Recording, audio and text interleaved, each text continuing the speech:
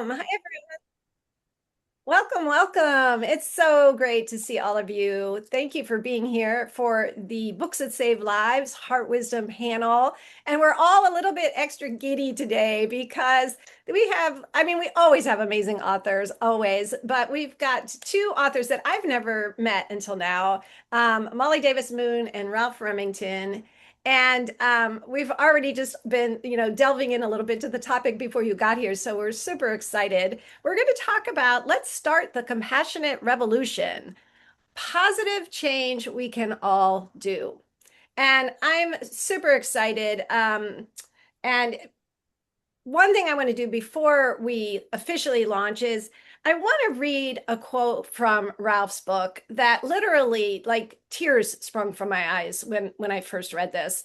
And I just want to start us with something because it's very, very important, which is this is from Ralph. I want to feel as if I can live in my own skin, in my own country, and I'm afraid that this ship has sailed. So I find myself floating in a purgatory of resistance. The sad thing is, I've been in that state since the day I was born. And, I read that and it's like today we're going to be really looking at, belonging and connection and truth and what is going on. Like before you all got here, we were just like, what has happened? And luckily I can already tell that Ralph and Molly, they bring some hard truths for us to look at and some big truths for us to look at. But they also, as you can probably already tell just from their faces, they also just bring this wonderful spirit of possibility. And so I know that's always where Brenda gets us to as well. So we promise that there'll be some hard stuff to look at, but also, some things that we can do and some places that we can go together. So I welcome all of you. And we're going to have both of the authors introduce themselves. We'll start with you, Molly. Hello, welcome. Oh, are you able to? There you are. Thank you. Sorry, I muted myself and then I couldn't unmute. Hey, I see some familiar faces and so nice to see you all and faces that are new. It's great to be here. I'm a therapist and now on online boundaries program guide. I don't know. Um, I had a deep, unending desire to show compassionate people how to step into their power and start using it to create change in this world, realizing how many of us, I thought it was just me, but how many of us are so conditioned to just go along with, get along with, not make waves, keep the peace, but then of we are uniquely qualified to see why the peace is bullshit and why it's so ridiculous, and yet also the most taught to be good and nice and don't stick your neck up because people who stick their necks up get their necks chopped off. And so how do we, I began seeing and understanding, this is all relevant. I began seeing and understanding boundaries that way, and that our actual boundaries involve us taking up space, using our voice, becoming who we are, and being out here in this world. And that they were a very important part of this change. And so it all started with these little silly cartoons. I thought, oh, I have like above average, slightly drawing abilities. I'm not like an artist, but let me just make these cartoons. And in the process, it's funny because yeah, I know, but it's just the way that we all doubt ourselves, right? So, Yeah. I still don't really think of myself as an artist. I just love to draw and communicate truths in the way that I do it. And so it's turned into a beautiful, amazing boundaries program, a thriving online community of just incredible, exquisite human beings all around the world. And now, thanks to you all, there's a book and more to come. And I'm really happy to be here today because this is like so many of us, this is my passion. Why I exist is to embody love, and love means there's a whole lot of things that need to change. because humans deserve to be treated with honor and respect. That means everybody around us as well as ourselves. Ah, Molly. And I'm so glad that you kind of caught yourself and, because you are a beautiful artist and it's like I love that you reframe that and it's like it's beautiful the way that you express yourself both in words and your art and we're so glad to have you here. Oh, Yay. And I thank know that Macklin, thank you so much. Macklin's been posting where to buy the books, you. so make sure you take a look at the chat as we're going along. Mr. Ralph, hello and welcome. First of all, Molly, your book is gorgeous. I mean, it's just the illustrations are just beautiful. I mean, I was blown away when I looked at it. So yeah, you are a beautiful artist. I'm Ralph Remington. My day job, I'm director of cultural affairs at the San Francisco Arts Commission and in San Francisco, and I'm a former director of theater at the National Endowment for the Arts. I'm a former city council member in the city of Minneapolis. And by trade, I'm a actor, writer, director, producer. That's kind of what I've done my whole life, and an activist overall. I thank you for reading the quote, Sherry. That was nice, and I think that it's it speaks to why I've always been an activist because I feel like I have no choice. You're either an activist or you get swallowed up. And I think that, and I speak about this or write about this in my book, that I think our collective marriage to etiquette and civility killed America. And that's what, because we're also married to the idea of being polite and being civil and not making waves. And if you're at the dinner party, somebody says something incredibly offensive, you just smile and change the subject. And I don't want that. Or conversely, if I'm at the dinner party and I say something that makes people uncomfortable, not in a skeevy way, but in a truth-telling way, then I see other people try to change the subject because they want to get back to civility. And so I feel that that's my responsibility at that point to call that out too, and to say, oh no, you just tried to change the subject and I want to get back on it. So if I always warn people in advance, if you don't want that conversation, you probably don't want me at your dinner party. So, so, but I think that we're in a place in the world right now where we have no choice but to collectively be outraged and to activate ourselves and go to the wall for what we believe in our collective lives. Wow, beautiful, beautiful. And I feel like we're so lucky to have both of you here just at the start of this conversation, to help us understand like, yeah, how do we start to be different when we're out in the world and, to express things. And I'm really excited about those parts of the conversation. Before we have you two say any more, I do always love, we've got Brenda here. Brenda, we lost you as a spotlight. Mecklin, is it possible we could get her spotlit again? And then we always love to hear Brenda talk about um, how you found these authors. What in the world magic did you do to get these two with us? I didn't find Ralph. He found me at the San Oh, Francisco Writers Conference like a couple years ago. It was like during like the first day, they call it the plenary, where everyone is in attendance, and then afterward, like you present, and then people can come up and like chit chat. And I remember seeing Ralph stride up towards me, and I was like, I don't even know who he is, but whatever he is, like I want to talk to him because he had just such a personal energy. Like it was an intensely powerful energy. And like I picked up the vibe.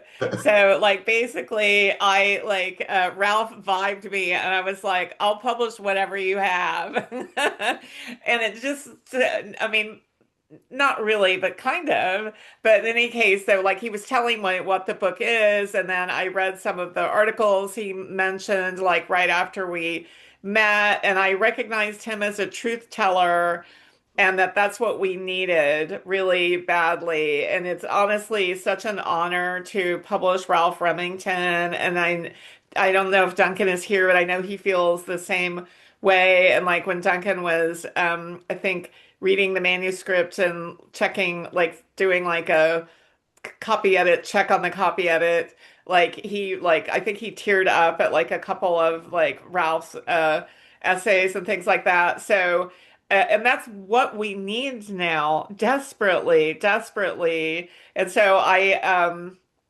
thrilled about today because I feel like this is like a power day and that like Ralph and Molly are going to light some fires and that people are going to go off and feel empowered, like to do, make some good trouble.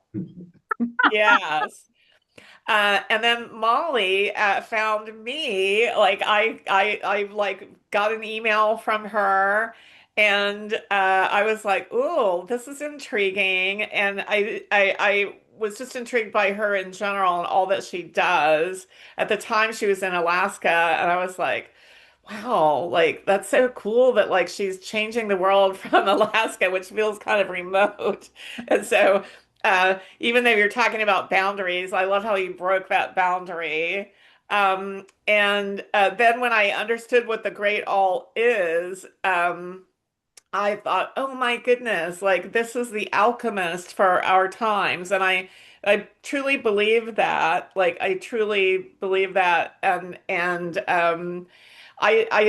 were both of them, you know, both Ralph and Molly are change makers, and their books are change makers because you write a book, it gets out there on the shelves and all around the world, and like the books take on lives of their own, and like they go out and do their own work. And so I'm just thrilled to have these two change makers, like, you know, with us and speaking their truths and talking to people and engaging with people because now is the time. And when I know I know Sherry, I think I came up with this pairing of Ralph and Molly, like I think it was in January or February. And like then like we put it off because like we I wanted I thought we just this time I think today felt like the better day than the earlier day. And now I realize the ancestors probably had something to do with that because there's a war broke out Yeah. since we, you know, like so now is the time because like now we have to like deal with that like that like you wake up in the morning and like, you know, civilizations are being threatened to be annihilated. So the compassionate revolutionaries need to get need to get going now, today. Don't wait another day. Please start now.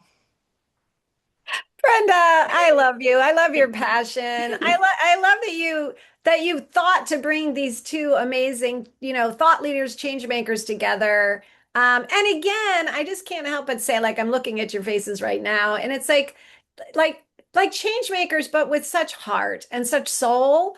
And I feel like that's what Books That Save Lives really represents. You know, it's like there's this like heart-led way of helping people know, you know, how do we change things, you know? So, and I'm really excited because both of our authors have brought something to share from their books. They have beautiful and unique voices, as you probably can already guess. And so, Molly, we'll start with you, and I'd love to hear and see, because I know you have such a visual book, yeah, what you want to share from your book. Hmm. Um, I think that because of our topic today, and anybody who's read the book will know what I'm about to do. If it's confusing, sorry, get the book. um, please. But I'm gonna read some from chapter 6 because I think that some of the what we're talking about today, it gets this is all really simple, but it's also so complex and nuanced at the same time. You know, it's like the process of waking up, for example. It's so simple and so basic, except for the part where it's also like if, for example, if you begin waking up in social justice issues, you're like, oh my, what? This is this way, that's this way. it's so easy. But then comes the next layer. Oh shit. Here's how I've participated. Here's how I've been part of. Here's how, and I think I experienced that in my own life, waking up to a situation that was really bad. It was really abusive that I had been a victim of, and it was so important that I deeply acknowledged the part where I was a victim. And then after that, I had to acknowledge, in order for the full healing to take place, I had to acknowledge the ways in which I, with my full power and autonomy, had participated. Even though I got tricked into it, I still participated. And the full healing was going to be found on the other side of me acknowledging that also, because otherwise I just stayed a victim. It isn't, our healing is in the side of us taking responsibility for everything we can take responsibility for, and then changing that from there on out. And so in that way, in chapter 6 of this book, well, I had this dad is driving along. And you know why? Side note, the reason this car is drawn like this, because I can't draw cars any other way. So it ends up being a bus. It's not on purpose. So the father, in this case, the radio saying, trans people are an abomination. Just, pick a social issue, any issue. Trans people are an abomination. And the dad saying, amen. Those people are ruining the moral fabric of our nation. And on the dad's shoulder is this little larva, which represents us before we wake up. Self-righteousness and moral superiority are so delicious. And so, sorry for the fuzziness of the screen. And so more and more of the molecules of the larva began growing up. Adolescent in their evolution, they sometimes got confused. While they began to like stories about love the best, they still ate them on occasion. After all, the larva was hungry. Well, kind of. And here they're carrying groceries in, and the adolescent child says, Dad, can we talk? Sure, Jen, what's on your mind? Now that they were growing conscious awareness, the molecules began to see just what it was they'd been feeding on. Oh, this changes everything. And this teenager says, I love my dad so much, but I don't know if he will love me after this.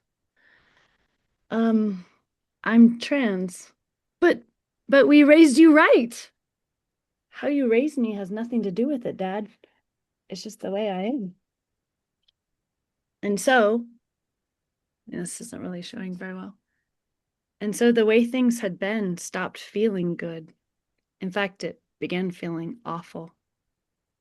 And here's the dad with the larva on his shoulder crying, Jen is not an abomination. He, I don't know, but my kid's one of the most loving people I know. And the larva is saying, we can't hate our kid. I don't want to eat this crap anymore. And then, wait, were they losing their minds?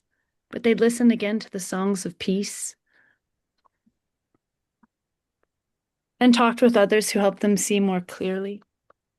Here's a man going to a therapist, someone reading a Thich Nhat Hanh book, because I had to put Thich Nhat Hanh in there, and learn from those who'd given themselves fully to love. And it felt right. Oh, Molly, thank you. We could see the illustrations just well enough, but enough that people are going to want to buy the book. But enough so they have to buy the book to get to see the... They're kept secrets until you buy the notice. It's not even on blur, but it's just Zoom's helping by blurring, but oh well. Right, helping, right. Yeah, tell us again. Tell us now that we've heard it. Yeah, what made you decide to choose to read that part to us right now? Well, I thought there's just a complexity. There's this part of the book that just talks about why we would want to go back to not being awake. And that chapter goes on and talks about how the different ways that the larva is like, you don't have to wake up. You could just work really hard. You could get into anything, obsessions, addictions. You could get into why you're better and everyone else is worser, why you're, you can, like, there's all sorts of ways you can start to wake up to the truth of who you are, what kind of world we could have if we'd all just stop participating with a whole bunch of bullshit. We could actually build a different kind of world, but we each have to wake up first and fully step into it. And I think there's sometimes like things will happen, they'll be like, I think this isn't okay. And then we have a cellular DNA survival system that's like, don't do that. Don't do that. You know what happens to the people who do that? Do you know what happens to the people who stand up? Do you know what happens to people that aren't liked by whoever the powers that be are? Do you know what happens to them? If your ancestors aren't immediately of them, your ancestors have witnessed what happens to them. Like, don't do it. And there just takes this great deal of courage to keep going. And I think I was really happy to acknowledge that because it's true. Yeah. Wow. Right. Yeah. And we're going to hear from Ralph now too. And it's like just the word, courage keeps coming up in my mind, right? That you're both advocating this kind of courage to wake up and speak up and act. Thank you so much, Molly. It's really beautiful. Mr. Ralph, hello. So I'm going to just jump in. This is an essay called Freedom from Being Black. As many of you know, my father passed away earlier this year at 80 years old. As tough as that was and is, it has provided me with a bit of perspective. He was a bold thinker and artist who laid the path that I've tried to follow. The one thing that I think about over and over again is that he is finally free from being Black, and now he knows the answers to everything. That may sound like an odd thing to say, for I am as proud of being Black as any Black person could be from a cultural perspective, an unapologetic card-carrying member of the African diaspora. But the Blackness that I'm speaking about is from a pejorative perspective. To be Black in this world, in this country, is to bear the burden of criminality and villainy for the entire human species. Black has been used as a word for denigration for our entire lives. It's a Black day, bad day. She's in a dark or Black mood, bad mood. Call a spade a spade. Even in the game of pool, the white ball is used to knock all of the balls of color off the table, and the game is finally won when the white ball knocks the Black 8 ball clean off the table, leaving the white cue ball the lone victor standing. I was in Minnesota, my favorite state in the nation, this summer, attending an Americans for the Arts conference in Minneapolis. I stayed at the Hilton downtown during the conference. Afterwards, I stayed at an airport Super 8 in Bloomington for a couple of nights before my flight back to Arizona. When I checked into the Super 8, I asked the desk manager if they were holding funds on my credit card because I thought I had overheard her telling that to another guest. She looked at me as if I stole something and barked, "Read the sign." I said, "Excuse me, have I done something wrong?" Then in short order, she told me that she was calling the police. She called the police. I had already paid my bill in advance, and she commenced to telling them that a Black man was inappropriately recording her. I was recording because Hotel Becky decided to send a brother to jail simply for asking for a question while checking into a motel. Long story short, Becky didn't want to go on the internet, and I didn't want the drama, so I de-escalated the situation, and Becky apologized. That trauma, however, still lives somewhere inside of me. My father is free from all of that shit.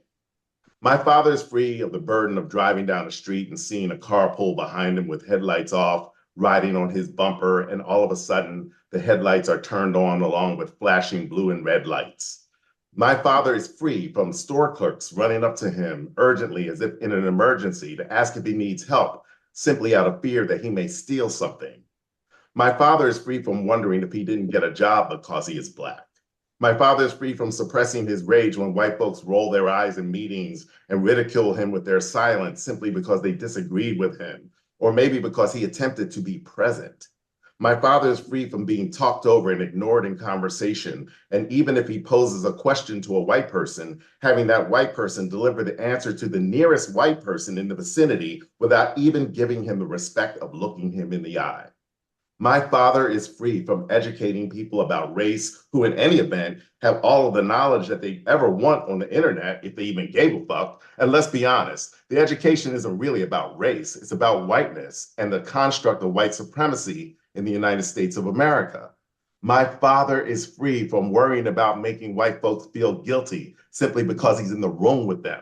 My father is free from having to check his anger. My father is free from representing every single Black person who has ever been born. My father is free from having to check his grammar. My father is free from monitoring his tone. My father is free from having to explain himself. My father is free from current and epigenetic trauma. My father is free from historical pain. My father doesn't have to worry about white racial comfort. My father is free from being constricted, restricted, constrained, watered down, patronized, abused, misused, and misunderstood.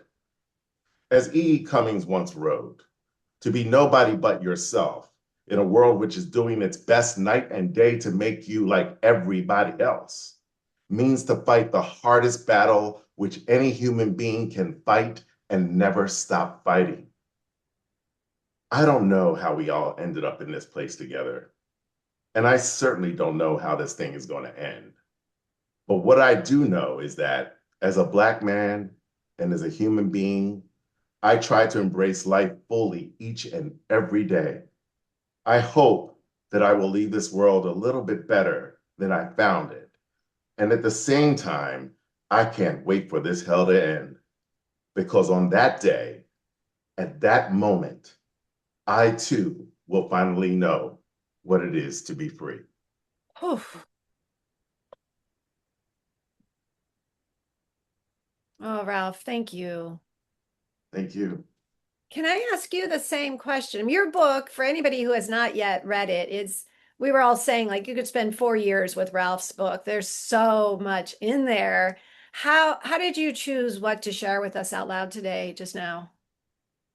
Uh, I think it that piece in particular grounds I think grounds the room. It also speaks to so many different things from so many different perspectives. We all have fathers and we all have mothers and we all have relatives that pass and we know what that means to us.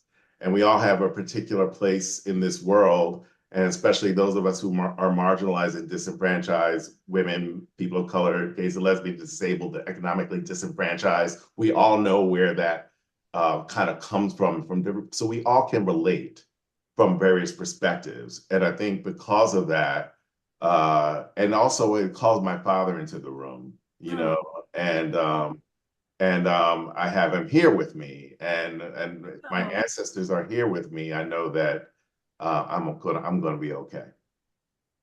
Can you share, if you want to, your father's name with us, if you want? His name's Ralph as well. I'm a junior. Oh, Yeah, it is. Oh, I love that. yeah, Welcome. yeah. Welcome, Ralph. Thank you. Oh. So I'm gonna just clear a little space for Molly and Ralph. We've already like touched upon so many really big topics, and I know when you guys were coming in, you may have had some ideas like where you wanted to start or take this conversation. Do either of you want to launch us? Well, I guess I just would like to ask how everybody is feeling in this moment, because you mean you spoke to it about about the fact that we're now a country at war, which I mean, it's crazy. It's crazy that we're at literal war. I mean, the United States, let's face it, has always been at war. We've been at war internally and externally. Think my entire existence, and that's kind of speaks to the piece you wrote, that you read, Sherry, at the top. And so we've all been at war, I think, for a long time. But this literal war that we're in is absurd. And the fact that people are making money off of it, and that they're manipulating the stock markets and the 401ks and all of that in the name of, so this war is blatantly being run to produce profit, and that the media isn't calling it out. People aren't calling it out. I mean, we people like us are calling it out, but it's not being called out on any massive level. The fact that this war is being run for profit, And to straight, help Russia. It's and to helping help Russia Russia. a lot. Yes, yes, and all of the Eastern Bloc, kind of former Eastern Bloc countries that are, Hmm.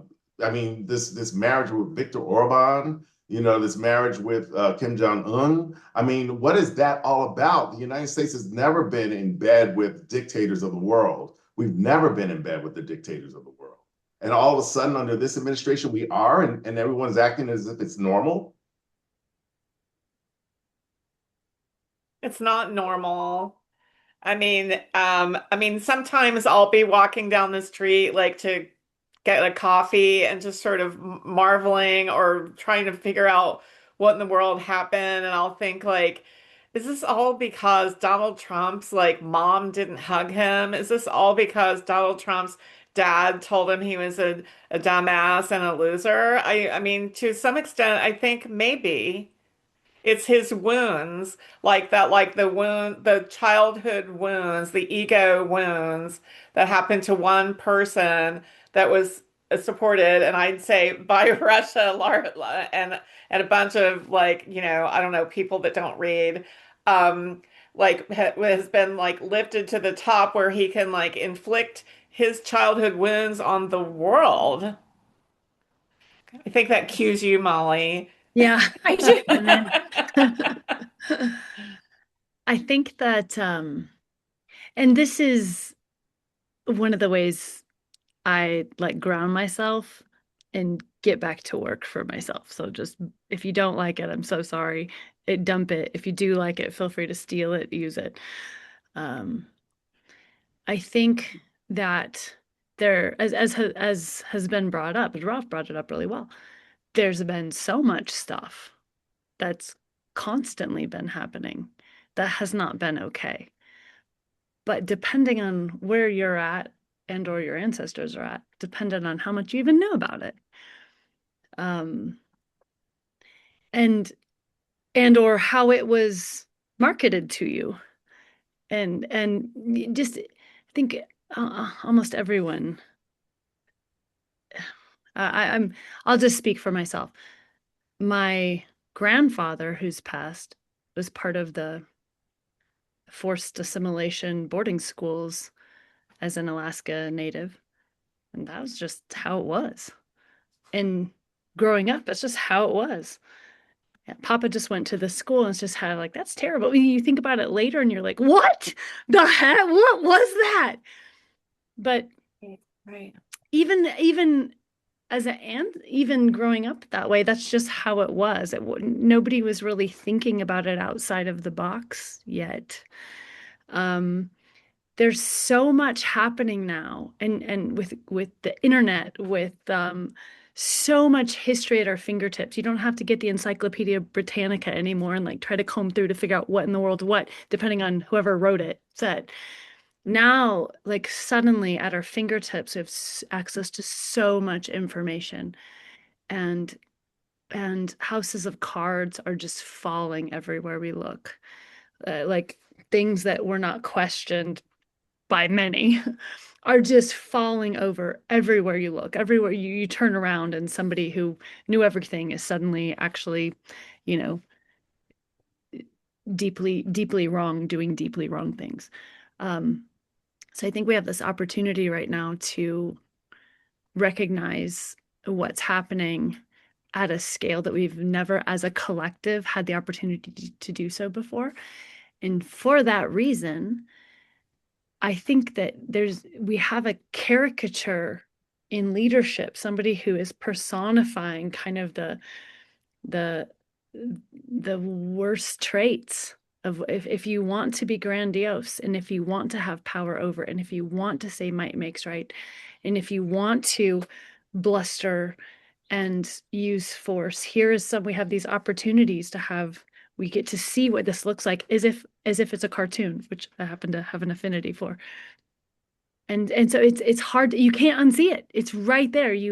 We have to look at it and either say, I am choosing to agree with and participate in might makes right and power over domination practices, or I cannot. And it's not even, to me, in many ways, it's not even like a sides thing. It's just almost like a human. Can we just quit this and come up with better ways? Something that honors all human beings? Can we make that our standard? Honor self, honor others. Whatever we do, it just has to fit inside of that rubric. Could that be the boundary, please? And let's start experimenting with things. But it until we all stop participating in the agreement that this is how it will work, it just keeps working this way. So I find it like it's both horrifying, awful. I have 5 young adult children. I mourn for this world that they don't know what's happening, and they have very little hope for their future. It's interesting, we talk to young adults, but that's what like keeps me going, is that if we stop participating in this, we will build something new. It is not fun to be a human being on the planet when the houses of cards are falling. You think about these different ages in human history, and you're like, oh, this was the Bronze Age, and this was this other age. Now, what we don't do is ever read about the people who lived in the great in between. And we are right now in a great in between. One thing is ending, another thing is beginning, and we're in the middle of it. It is a very uncertain time, but for me as a compassionate person, it's like I could put all of my energy into moving towards what a world that human babies would be so lucky to be born into, and human elders would be so happy to die in. The whole entire lifespan of the human, for us to be able to go, yes, this was a fantastic experience. God, that's the kind of world I want to build, and I know you all do too. So for me, I just point myself in that direction. Okay, this is a shit show. It's always been a shit show. It's just now a very unveiled shit show. What kind of world do I want? Put my blinders on. I pay attention to the news. All right, now put my blinders on and back at it. Building the kind of world I want to have us all live in, whether I get to experience it or not. Yeah, Trump is a comic book villain for sure. He's like, you couldn't invent, him, right? If you did, it would be too on the money. But that's exactly what he is. He's a comic book villain, and where I think you hit on something there about the breaking up the ages, and I think for me, it's I'm into astrology and New Age spirituality. I mean, that's kind of where I tend to gravitate. And I think that we're definitely in the age of Aquarius, and this is where we're supposed to question everything that we ever thought, everything we ever did. We had to blow it up, and what we're witnessing is the last gasp, the last dying breath of what I call OWA, Old White America, and so this is how we're experiencing in the United States of America. Certainly worldwide, they're all experiencing their things too. If you look at what's happening internationally, every country is experiencing massive change at this point. And this is our version of it. Unfortunately, we have a disproportionate impact on the rest of the world, unfortunately, because of our largesse and our imprint on the world. But and that's why we're having such a grand impact. But I think that it's the age of Aquarius, where the planets haven't been lined up this way since the Revolutionary War and the Civil War. That's the last time we saw the planetary alignment in the way that it's been. And so that tells us too that when those things happened, that was huge, that was big, massive changes, right? In the United States of America. That's what we're experiencing right now. And that's what we're experiencing globally. And so I try to keep it in perspective. And, when people say, a lot of Black folks you'll hear say on the internet and other places, well, this is no surprise. We've been here before. We've experienced worse. Well, certainly Black people have experienced worse, but I haven't. Personally, this is the worst I've experienced, right? This is the worst we've experienced because we only get our 60, 70, 80 years here, right? Right. So it's different because we're going through our worst period that we've ever had collectively in memory, in our collective memory as living beings on this planet. Wow. Wow. So this is a question for both of you, and it goes back to, let's start the compassionate revolution, right? And I love that Brenda put the word compassionate in there personally. And I love what Molly was saying too about, you know, can we just create a world where human babies and all babies, all creatures are glad to be born into, and the elders are happy to die into? And so for each of you, like anyone listening to this, and we may be on all different, parts of the spectrum of how much we've looked up or not looked up, or, but I can't help but think anyone listening must be as moved as I am by hearing both of you speak. And what is the first step? What is the first step to this joining this compassionate revolution? I don't know. I think that it's about, first of all, kind of what Molly was talking about. You have to be awake, Yeah. and that woke has turned into this pejorative is shameful. It's like what's the opposite of that? Being asleep. You so I'm woke and you're asleep. Let's examine that first of all. If I'm woke, that means you're asleep. You're a zombie walking, a sleep person, a person who's asleep who's walking. That's who you are. And I'm woke, and somehow that's the bad thing. And so I think it's about kind of unpacking this stuff for people, not letting people get away with the labels that they ascribe to other folks and calling it out. We have to call it out. I love that. I'm yes. And I want to add to that. And I really don't want this to be misinterpreted, because I've heard this said. Well, let me just explain. I think our job, the number one thing we can do to change the world is actually heal. And I don't mean that in a really selfish, like, I'm just gonna focus on me, like, let me just be a narcissist and it's all about me, me, me. Not that kind of like, not that version of healing, but actual real healing. Because I think that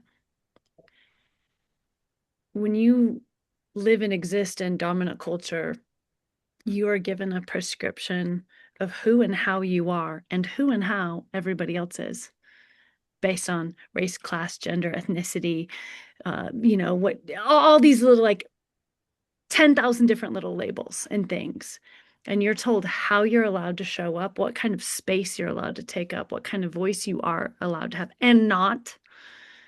And I think especially for people who are empathic, compassionate, conscientious, just that anybody who sees that there's a bigger world than just you, that we have to wake up.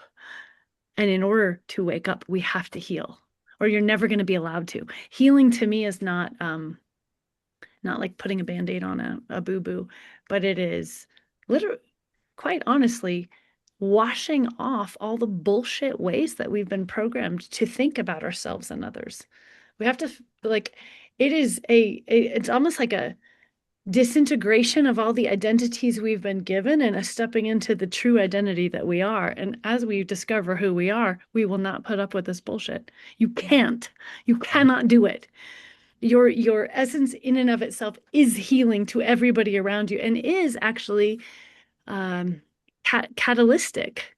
You can't not be a catalyst for other people coming into their true selves as well. So I'd kind of put, to me, like, healing is waking up, and waking up is healing in this beautiful way. So, and I think that's how we change the more and more of us, with our eyes open, looking around, not to be, it's become so cliche, but it's still so true. The Matrix movies, there's a truth to it. Just waking up and not playing anymore.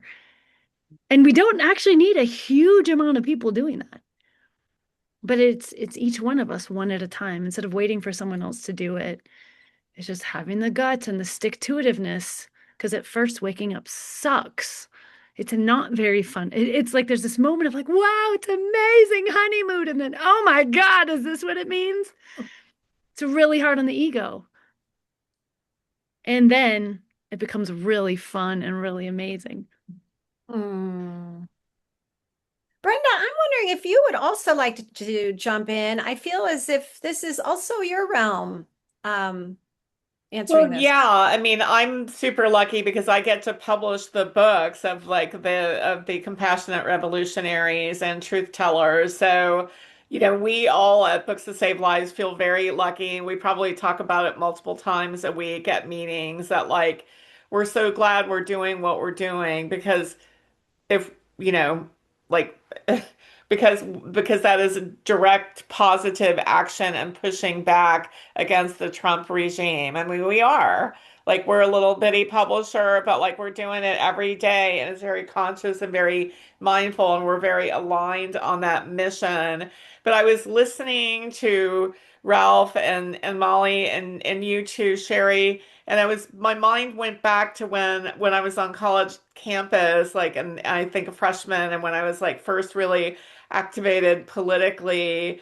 And it was mostly young men that were, organizing and getting us to protests and things like that. And some of them have been lifelong friends, and I would say that there's a cynicism that creeped in. I mean, the cynicism I arrived probably something I think 30 years ago with the Iraq War. But how do you deal with the reality and face it squarely and look at it honestly and the history and the horror really and still but not have the cynicism just frees you up? And I feel like I'm going to start with Ralph with that question. I hope I even made sense, but I was really, really I went off into a whole, I guess my own personal history of right action and just thinking because I've become much more cynical than I ever was that Trump did that to me. Yeah, it's I mean, I think it's about really kind of marginalized people all finding commonality and Hmm. banding together as one. And I think one of the most crucial elements in that marginalized population is white women. And that white women have to see their own marginalization Huh. in the same way that I see my marginalization, because we are all the same. Our boats should be in the same way. And there's a great book written. It's a white woman author. Gosh, I wish I could remember her name right now, but it was called "Women, Mothers of Massive Resistance," and she talked about how white women have been the gardeners of white supremacy. They're the ones that sit on the PTA meetings. They're the ones that are on the election boards. They're the ones that take care of all the things inside of the community. And while the husband goes off to work and does, conquers the world, the white women are tending all the things in the community, but making sure that his interests are always upheld and taken care of and not their own. Huh. So, and white women in the meantime have been marginalized and under patriarchy, a strict white male patriarchy that oppresses us all. And so we have to find our own commonality of experience and together say that all of our interest is in the next iteration of what America could be, not this. And then all boats are lifted at that point. Because if any of us are oppressed and suppressed, then all of us are suppressed and oppressed. And who's on top? But white male patriarchy maintains its positioning. And that's as witnessed by Donald Trump and his ilk. And not just here in the United States, but around the world. And so, in order to get rid of white male supremacy, all of us have to see and buy into our collective marginalization, and how do we get out of that and elevate all of our votes collectively. Good stuff. We talk about that too, even like the wounds that it causes for everybody. And I think they're sometimes more and more hidden the higher up people get on the privileges list. But it's fucked up for everybody. It's so true. Like, what kind of, we talk about this, the different men that I work with, like, how are you allowed to be a man? What are you allowed to have, feel, and long for as a white man? And you're not allowed to have a whole lot of feelings, actually. It just it messes up everybody. Um, to answer your question, Brenda, and go along with what Ralph said, is like, yeah, I like that in the chat. It's so good, Jeff, because we should be able to. You should be able to. We got to bring it back. Like, what is it? What is it supposed to mean? We find ourselves, we become it, and we start redefining everything again, and stop letting the toxic system give us all these definitions of who and what we're all supposed to be. And it's exciting to be part of that. The thing for me, Brenda, with your amazing question is actually it's the whole point of my book, is that this idea that um, it's not in a hierarchical way, but it's this idea that from a biology standpoint, the caterpillar is a caterpillar, and yet inside of it, there are these liminal discs, the biologists say, and they're the cells of a completely different iteration of that being. And that to me is how I answer your question, is that a larva is a larva until it's not. And if I think of the human species as one being, then may I be a cell that says, flip, time to change.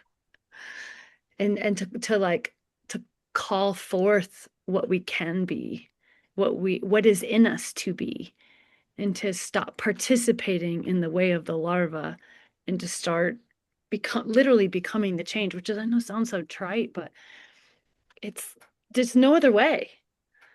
Like the larva is just eating its own tail. It's not like there's no end. Like, when does it get big enough? When does it, it's just that it's like caterpillar pillar in that book, Hope for the Flowers, that I love. It's just like, when is it good enough? When is it enough? When do you get to consume enough?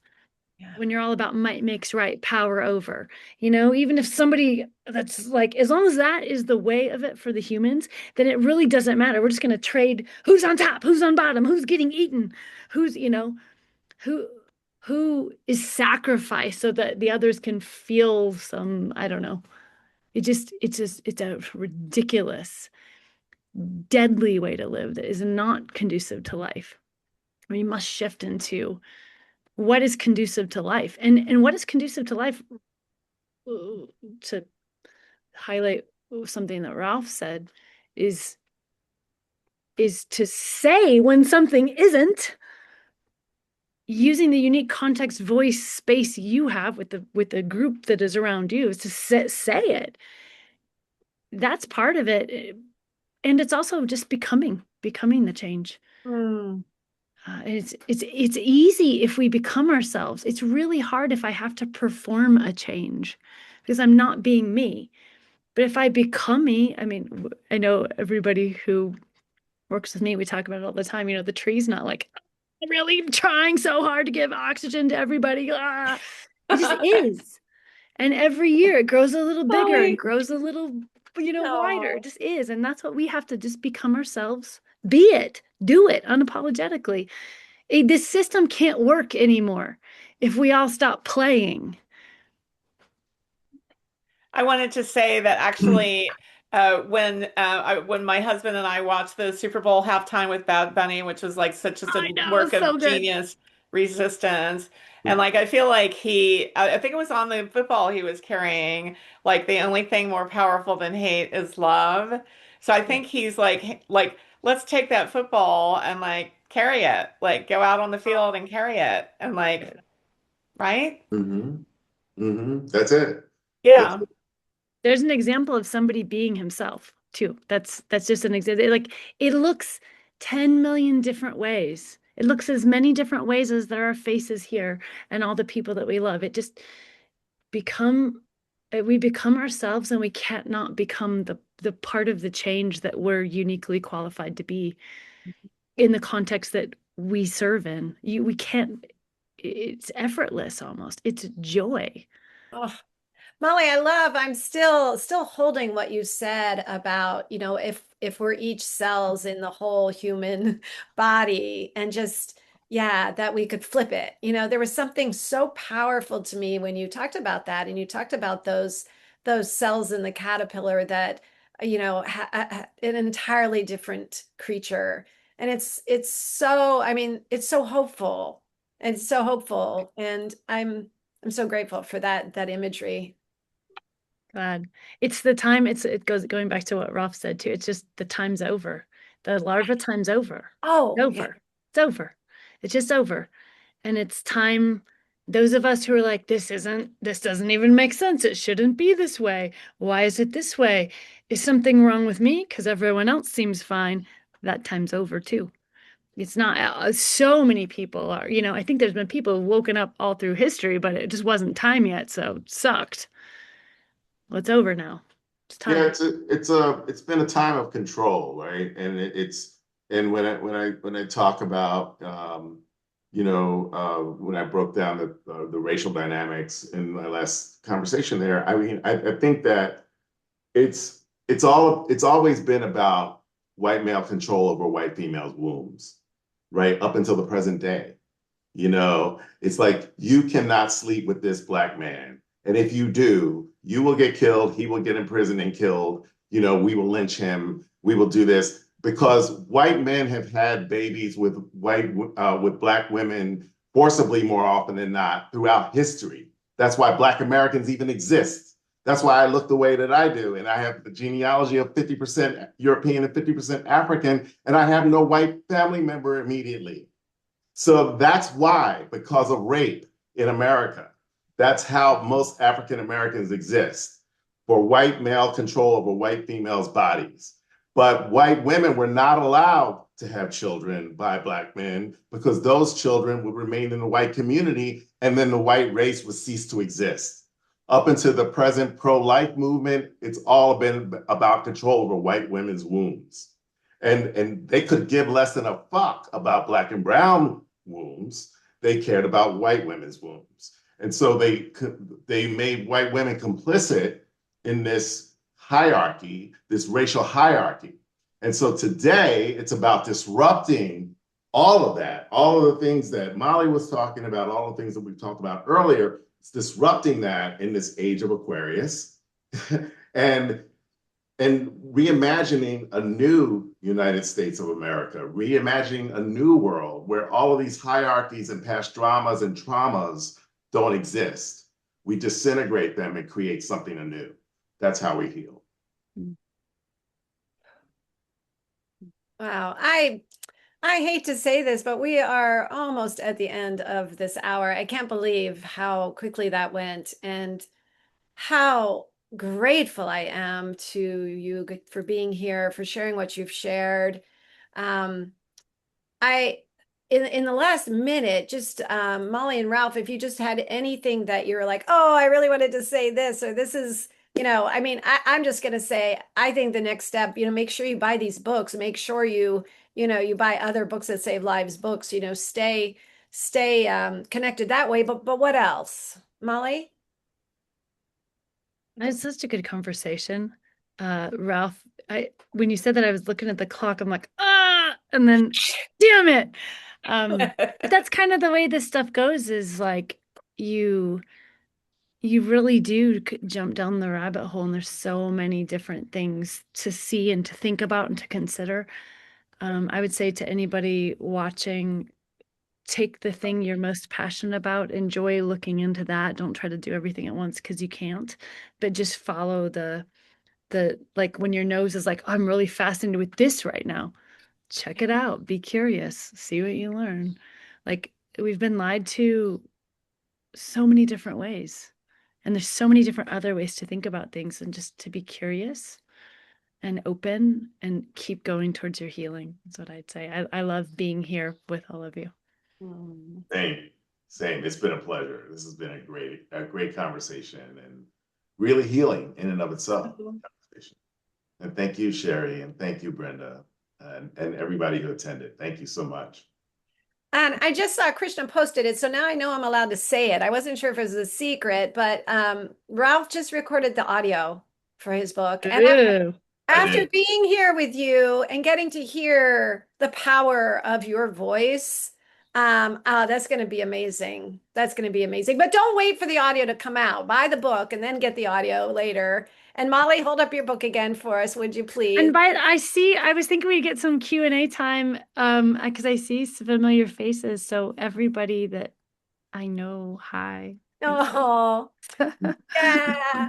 Wait, hold on. Hold your books up for 1 second. I'm going to see if I can grab a screenshot here because that looks Is fantastic. mine backwards? Oh, well. No, it's not. It's perfect. Okay, good. Okay, ready? I love it. Listen, again, thank you. This was every bit as powerful as we all knew that it was going to be. And I'm sorry the time went so fast. I didn't have any control over that piece of it. But I want to thank Ralph and Molly, of course, and Brenda. And I see a lot of the Books That Save Lives team here. Thank you to each of you. I see some familiar faces and some brand new faces. I see some authors. Thank you. I just want you to know showing up really matters. Showing up for conversations like this and then buying the books really makes a difference. So thank you all. Thank you for being here. Until next time. Love you all. Bye. Mwah.